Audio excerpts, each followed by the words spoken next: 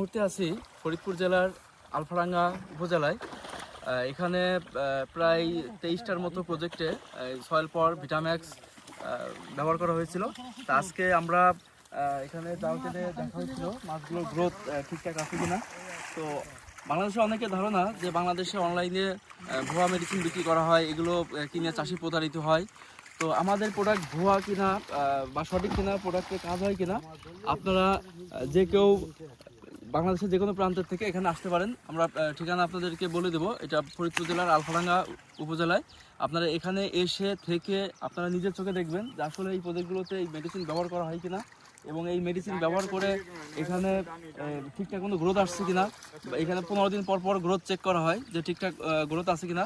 আপনারা নিজের চোখে দেখে আপনারা আপনাদের নিজেদের ঘেরে ব্যবহার করার সিদ্ধান্ত নিতে পারেন।